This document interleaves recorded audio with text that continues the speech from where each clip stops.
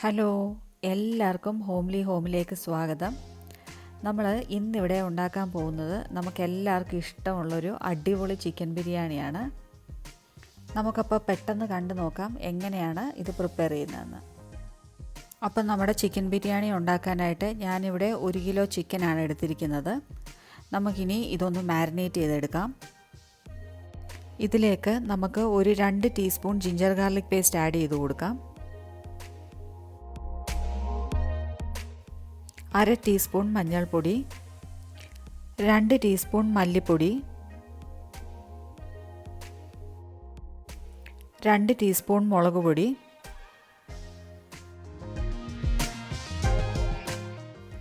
1/2 teaspoon garam masala powder,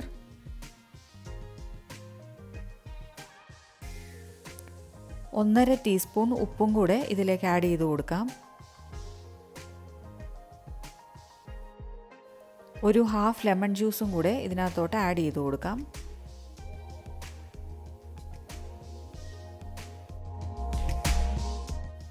ഇനി ഇതെല്ലാം കൂടെ കൈകൊണ്ട് തന്നെ നല്ലപോലെ നമുക്ക് ഒന്ന് ഇളക്കി നല്ലതായിട്ടൊന്ന് മാരിനേറ്റ് ചെയ്തെടുക്കണം.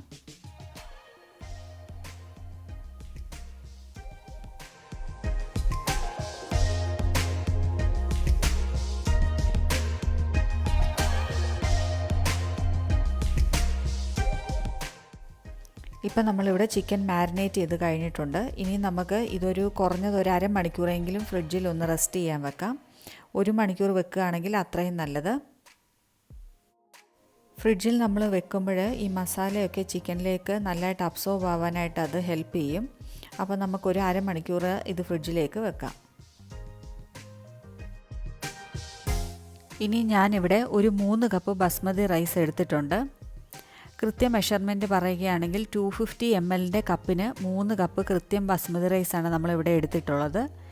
ഇനി നമുക്ക് ഇത് ഒന്ന് നല്ലപോലെ 2-3 പ്രാവശ്യം വെള്ളത്തിൽ കഴുകിയതിന് ശേഷം ഒരു 30 മിനിറ്റ്സ് നമുക്കിത് ഒന്ന് വെള്ളത്തിൽ സോക്ക് ചെയ്ത് വെക്കണം.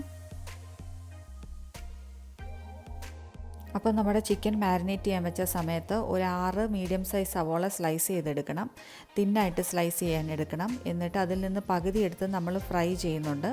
ബാക്കി പകുതി നമ്മൾ ചിക്കനിലേക്കുള്ള മസാലയ്ക്ക് വേണ്ടിയിട്ട് എടുക്കുന്നുണ്ട്. അപ്പം നമ്മുടെ ഈ ബിരിയാണിയുടെ പ്രിപ്പറേഷൻ ഇവിടെ ഒരു കുക്കറിലാണ് ഞാൻ ചെയ്യുന്നത്. അപ്പം നമുക്ക് ഇതിലേക്ക് ആവശ്യത്തിനുള്ള എണ്ണയും അതുപോലെ തന്നെ ഗീയും ചേർത്ത് കൊടുക്കാം. ഇതിനകത്ത് ഞാനിപ്പോൾ 3 ടേബിൾ സ്പൂൺ ഗീയും 3 ടേബിൾ സ്പൂൺ റിഫൈൻഡ് ഓയിലുമാണ് ഒഴിച്ചു കൊടുത്തിരിക്കുന്നത്.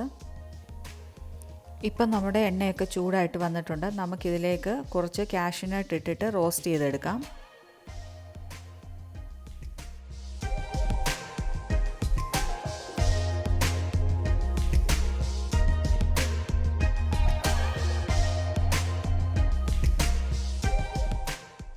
ഇനി നമുക്കിത് എണ്ണയിൽ നിന്ന് കോരി മാറ്റി വേറൊരു പ്ലേറ്റിലേക്കാക്കാം.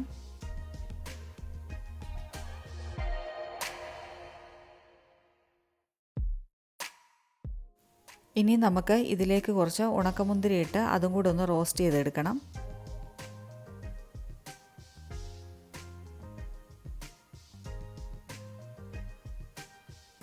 ഈ ഉണക്കമുന്തിരി ജസ്റ്റ് ഒന്ന് വീർത്ത് വരുമ്പോഴത്തേക്ക് നമുക്കിത് എണ്ണയിൽ നിന്ന് കോരി മാറ്റാം.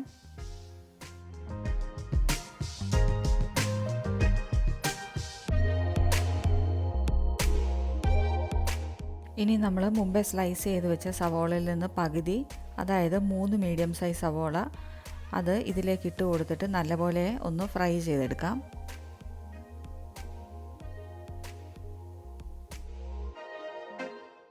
ഒരു മീഡിയം ടു ഹൈ ഫ്ലെയിമിനിടയിലേക്ക് ഫ്ലെയിം വെച്ചിട്ട് നമുക്കിതെല്ലാം കൂടെ ഇളക്കിയിട്ട് നല്ലപോലെ ഒന്ന് ഫ്രൈ ചെയ്തെടുക്കണം.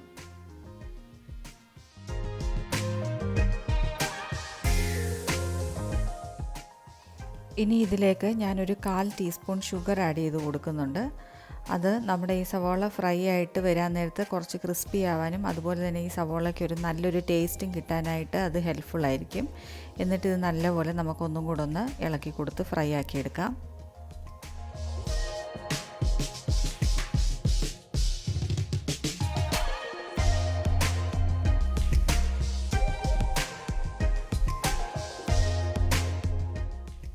ഇപ്പം നമ്മുടെ സവോളയൊക്കെ നല്ലപോലെ ബ്രൗൺ ആയിട്ട് ഇവിടെ വന്നിട്ടുണ്ട്. ഇനി നമുക്ക് ഈ എണ്ണയിൽ നിന്ന് ഇത് പതുക്കെ കോരി മാറ്റിയിട്ട് വേറൊരു പ്ലേറ്റിലേക്ക് മാറ്റി വെക്കാം. ഇത്രയും ബ്രൗൺ ആയാൽ മതി. ഇനി അത് പുറത്തിരുന്ന് കുറച്ച് സമയം കഴിയുമ്പം ഇച്ചിരി കൂടെ ഡാർക്ക് കളറാവും. അപ്പോൾ നമുക്ക് ഈ ഒരു പരുവമാകുമ്പം അത് എണ്ണയിൽ നിന്ന് കോരി മാറ്റിയിട്ട് വേറൊരു പ്ലേറ്റിലേക്ക് വെക്കാം.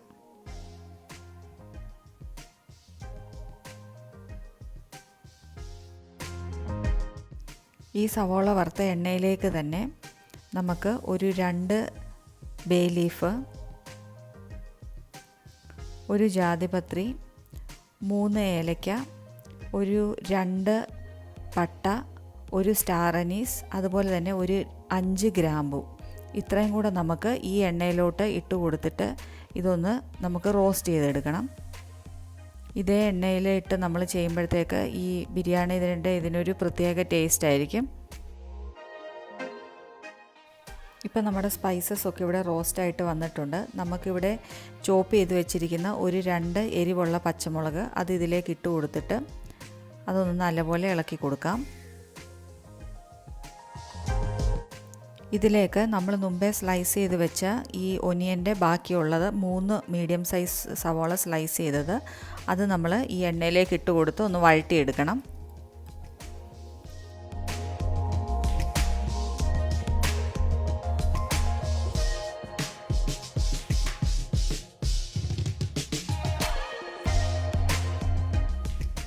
ഈ സവോള ഒന്ന് വഴണ്ടി വരുമ്പോഴത്തേക്ക് നമുക്കിതിലേക്ക് എടുത്തു വെച്ചിരിക്കുന്ന 2 table spoon ginger garlic paste കൂടി ഇട്ട് കൊടുക്കാം. എന്നിട്ട് ഇതെല്ലാം കൂടെ നല്ലപോലെ ഇളക്കിയിട്ട് ഒന്ന് വഴറ്റിയെടുക്കാം. ഈ ജിഞ്ചർ ഗാർലിക്കിൻ്റെ പച്ചമണം പോകുന്നിടം വരെ നമുക്ക് നല്ലപോലെ ഇതൊന്ന് വഴറ്റിയെടുക്കാം. ഇനി നമുക്ക് ഇതിലേക്ക് 1 ടീസ്പൂൺ ഉപ്പ് ആഡ് ചെയ്ത് കൊടുക്കാം. ഓൾറെഡി ചിക്കൻ മാരിനേറ്റ് ചെയ്യാൻ നേരത്ത് നമ്മൾ കുറച്ച് ഉപ്പ് ആഡ് ചെയ്തിട്ടുണ്ടായിരുന്നു. അതനുസരിച്ച് വേണം നമ്മളിവിടെ ഉപ്പിൻ്റെ എമൗണ്ട് ബാലൻസ് ചെയ്യാനായിട്ട്. എന്നിട്ട് ഇതെല്ലാം കൂടെ നല്ലപോലെ ഇളക്കി കൊടുക്കാം. ഇനി ഇതിലേക്ക് ഒരു 2 ടേബിൾ സ്പൂൺ മല്ലിപ്പൊടി ആഡ് ചെയ്ത് കൊടുക്കാം.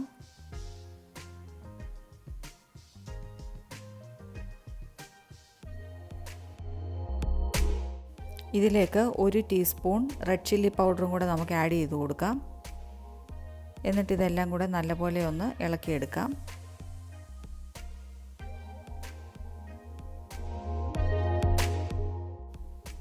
ഇനി ഇതിലേക്ക് ഒരു 1/4 ടീസ്പൂൺ മഞ്ഞൾപ്പൊടിയും കൂടെ ആഡ് ചെയ്ത് കൊടുക്കാം. ഇനി ഇതിലേക്ക് ഒരു 2 ടീസ്പൂൺ ഗരം മസാലപ്പൊടിയും കൂടി ഇട്ട് കൊടുക്കാം. അതുപോലെ തന്നെ ഒരു 1/2 ടീസ്പൂൺ പെപ്പർ പൗഡറും കൂടി ഇട്ട് കൊടുക്കാം. എന്നിട്ട് നമുക്ക് ഇതെല്ലാം കൂടെ നല്ലപോലെ ഒന്ന് ഇളക്കി യോജിപ്പിക്കാം.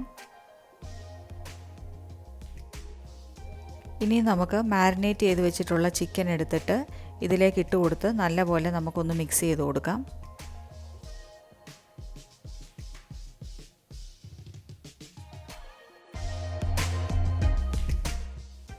ചിക്കൻ നമുക്ക് മുഴുവനായിട്ട് ഇതിനകത്ത് ഇട്ട് കൊടുക്കാം. എല്ലാ പീസും ഇട്ട് കൊടുത്തതിന് ശേഷം നമുക്കൊന്നും കൂടെ ഇത് നല്ലപോലെ ഇളക്കി ഇത് യോജിപ്പിച്ചെടുക്കണം. നന്നായിട്ടൊന്ന് ഇളക്കി കൊടുക്കാം.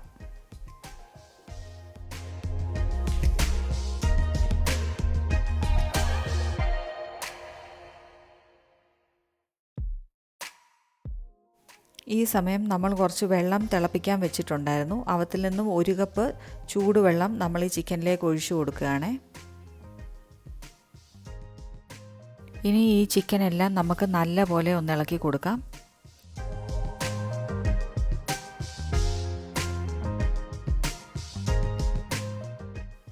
ഇനി നമുക്ക് ഈ ചിക്കൻ ഒന്ന് അടച്ചു വെച്ച് നല്ലപോലെ കുക്ക് ചെയ്തെടുക്കാം.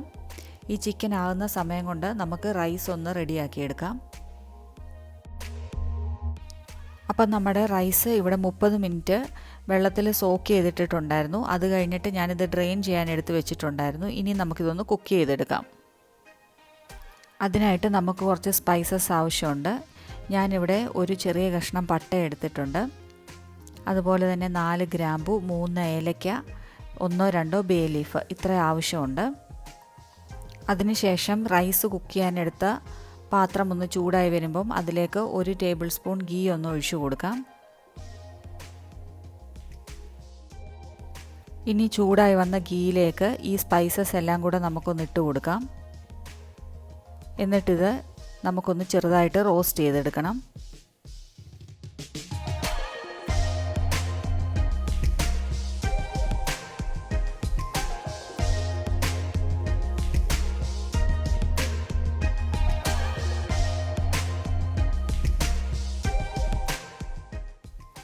ഇപ്പം നമ്മുടെ സ്പൈസസ് ഒക്കെ ഇവിടെ നല്ലപോലെ റോസ്റ്റായിട്ട് വന്നിട്ടുണ്ട്.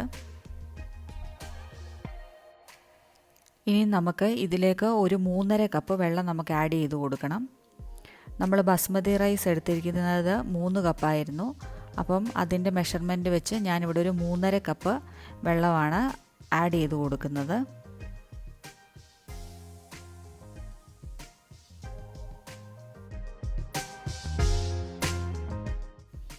എന്നിട്ട് നമുക്കിനി ഈ വെള്ളം ഒന്ന് തിളച്ച് വരാൻ വേണ്ടിയിട്ട് നമ്മുടെ ഫ്ലെയിം ഒന്ന് കൂട്ടിയിടാം.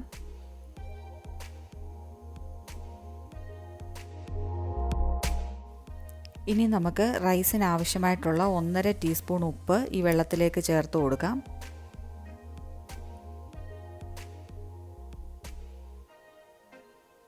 എന്നിട്ടിത് നല്ലപോലെ ഒന്ന് ഇളക്കി കൊടുക്കാം.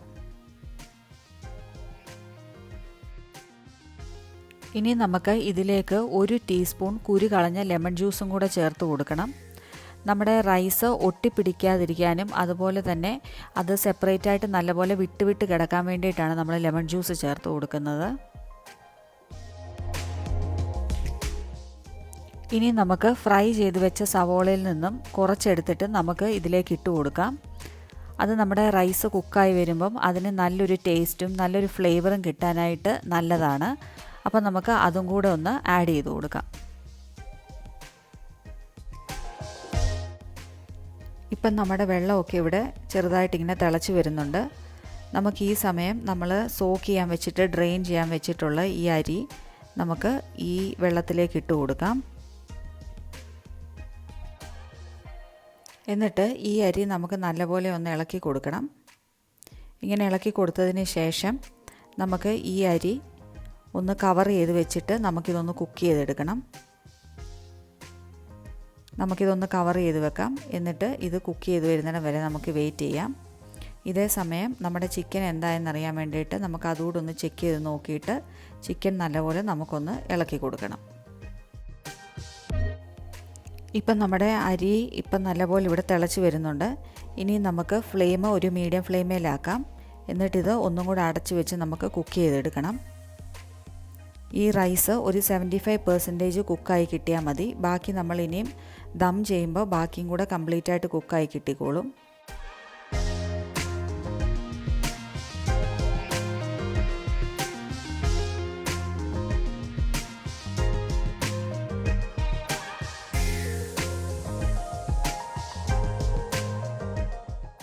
അതേസമയം നമുക്കിവിടെ ചിക്കൻ എന്തായെന്നൊന്ന് നോക്കാം.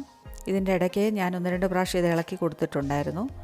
ഇപ്പോൾ ദേ ഇത് നല്ലപോലെ ഇവിടെ തിളച്ച് ഏകദേശം റെഡി ആവാറായിട്ടുണ്ട്. നമുക്കിതൊന്നും കൂടെ ഒന്ന് ഇളക്കി കൊടുക്കാം. ഒന്നും കൂടെ ഒന്ന് ഇളക്കി കൊടുത്തിട്ട് നമുക്ക് നല്ലപോലെ ഇതൊന്ന് കുക്ക് ചെയ്തെടുക്കാം.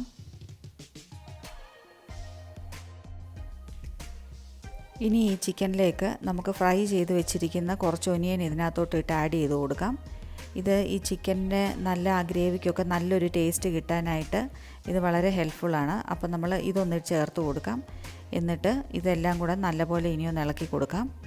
ഈ ഫ്രൈഡ് ഒനിയനും അതുപോലെ തന്നെ ഈ ചിക്കനും എല്ലാം കൂടെ നമുക്ക് നല്ലപോലെ ഒന്ന് ഇളക്കി യോജിപ്പിച്ചെടുത്തിട്ട് ഒന്ന് അടച്ചു വയ്ക്കാം.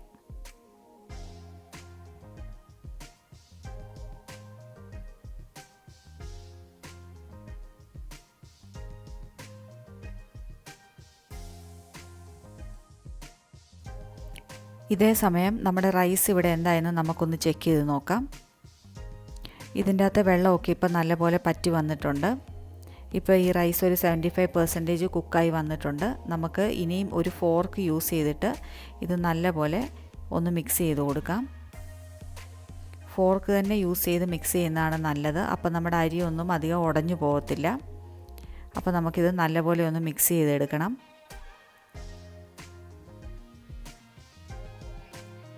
അതിനുശേഷം നമുക്കിതിൻ്റെ ഫ്ലെയിം നമുക്ക് ഓഫ് ചെയ്ത് വെക്കാം.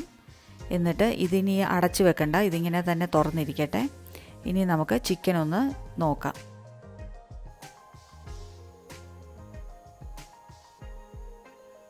അപ്പം നമ്മുടെ ചിക്കനൊക്കെ ഇവിടെ ഇപ്പം നല്ലപോലെ റെഡിയായിട്ട് വന്നിട്ടുണ്ട്. നമുക്കിത് നല്ലപോലെ ഒന്നും കൂടെ നമുക്കൊന്ന് ഇളക്കി കൊടുക്കാം. കണ്ടോ, ഇത്രയും ഗ്രേവി ഇതിന് നമുക്ക് ആവശ്യമായിട്ടുണ്ട്. അഥവാ ഏതെങ്കിലും കാരണവശാൽ ഇപ്പോൾ ഗ്രേവി കുറച്ച് പറ്റിപ്പോവുകയാണെന്നുണ്ടെങ്കിൽ കുറച്ച് ചൂടുവെള്ളം ചൂടാക്കിയിട്ട് ഇതിലേക്കൊന്ന് ഒഴിച്ചു കൊടുത്ത് ഇളക്കിയെടുക്കണം. ഇപ്പം നമുക്കിവിടെ ആവശ്യത്തിനുള്ള ഗ്രേവി ഉണ്ട്. ഇനി നമുക്ക് എന്താ ചെയ്യേണ്ടതെന്ന് നോക്കാം. ഇതിൻ്റെ മേളിലോട്ട് നമുക്ക് കുറച്ച് മിൻറ്റ് ലീവ്സ് ഇതിൻ്റെ മേളിലോട്ട് ഇട്ട് കൊടുക്കാം.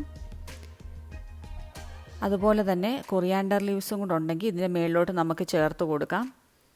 ഞാനിപ്പോൾ ഇവിടെ മിൻറ്റ് ലീവ്സ് മാത്രമേ ചേർത്തിട്ടുള്ളൂ. കൊറിയാണ്ടർ ലീവ്സ് കയ്യിലുള്ളവർ അതും കൂടെ ഇതിൻ്റെ മേളിലോട്ട് ചേർത്ത് കഴിഞ്ഞാൽ നല്ല ടേസ്റ്റ് ആയിരിക്കും നമ്മുടെ ബിരിയാണിക്ക്.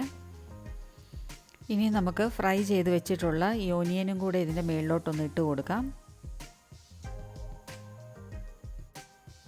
ഇനി നമുക്ക് ഈ കുക്ക് ചെയ്ത് വെച്ചിരിക്കുന്ന റൈസ് ഈ ചിക്കൻ്റെ മേളിലേക്ക് ഒന്ന് ഇട്ട് കൊടുക്കാം. എന്നിട്ട് ഇങ്ങനെ ഒന്ന് സ്പ്രെഡ് ചെയ്ത് കൊടുക്കണം. നമുക്ക് ഓരോ ലെയറായിട്ട് ഇങ്ങനെ ഇട്ട് കൊടുത്തിട്ട് ഇതുപോലൊന്ന് സ്പ്രെഡ് ചെയ്ത് കൊടുത്താൽ മതി. അപ്പോൾ നമുക്ക് ഇതെല്ലാം ഒന്ന് ഇട്ട് കൊടുക്കാം.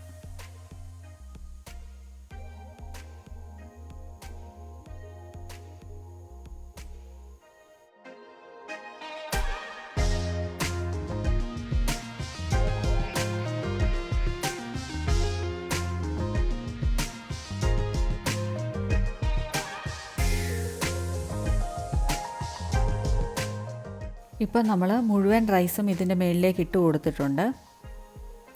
ഇനി നമുക്ക് മുമ്പ് ഫ്രൈ ചെയ്ത് വെച്ചിട്ടുള്ള കാഷ്നട്ടും കിസ്മിസും ഇതിൻ്റെ മുകളിലോട്ട് ഇട്ട് കൊടുക്കാം. അതുപോലെ തന്നെ നമ്മുടെ ഫ്രൈഡ് ഒനിയനും ഇതിൻ്റെ മുകളിലേക്ക് ഇട്ട് കൊടുക്കാം.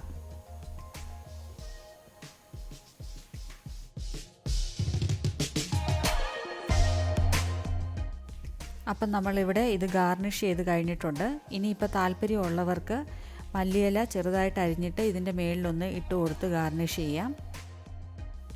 ഇനി നമുക്ക് ഈ റൈസിനൊരു ചെറിയ യെല്ലോ കളർ കൊടുക്കുന്നതിന് വേണ്ടിയിട്ട് ഞാനിവിടെ ഒരു ചെറിയ ചൂടുപാലിൽ മഞ്ഞൾപ്പൊടി മിക്സ് ചെയ്തിട്ടുണ്ട്. എന്നിട്ട് ഇതിൻ്റെ മേളിലോട്ട് ഇങ്ങനെ ഒഴിച്ചു കൊടുക്കാം. അപ്പോൾ നമ്മുടെ റൈസിനൊരു ചെറിയ യെല്ലോ കളർ കിട്ടും. ഈ സ്റ്റെപ്പ് ഓപ്ഷണലാണ്, താല്പര്യമുള്ളവർക്ക് ചെയ്താൽ മതി. ഇതിന് പകരം യെല്ലോ ഫുഡ് കളർ വേണമെങ്കിലും നമുക്ക് യൂസ് ചെയ്യാം. ഇനിയും ഇതിൻ്റെ മുകളിലേക്ക് നമുക്കൊരു 2-3 ടേബിൾ സ്പൂൺ നെയ്യും കൂടെ ഒഴിച്ചു കൊടുക്കാം. ഈ സൈഡിൽ കൂടെ എല്ലാം നമ്മൾ ഒന്ന് ഒഴിച്ചു കൊടുക്കാം.